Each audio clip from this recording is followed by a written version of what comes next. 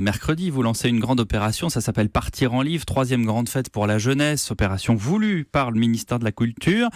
Est-ce une énième tentative désespérée de décrocher les ados de leur tablette et de les faire lire?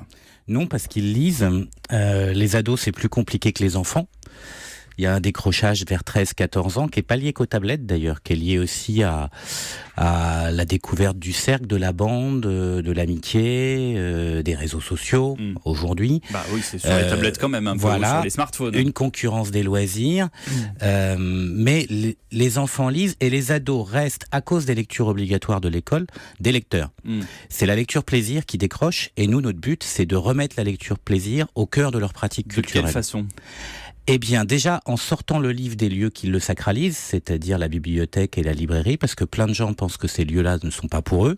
Et donc, en emmenant le livre vers les gens, sur leur lieu de vacances, dans les campings, sur les plages, dans les centres de loisirs pour ceux qui partent pas en vacances. C'est-à-dire, vous distribuez des livres ? Non, on fait ça aussi, sur certains événements, mais surtout, on propose des animations autour du livre, pour montrer que le livre, ça n'est pas seulement l'expérience parfois un peu rébarbative de l'apprentissage de la lecture ou de la lecture scolaire, c'est aussi des ateliers de pop-up, des ateliers d'illustration. Le pop-up, c'est ces illustrations qui sortent du livre quand on l'ouvre, et en faire un, c'est fabuleux parce qu'on voit vraiment son illustration c'est du travail, sortir.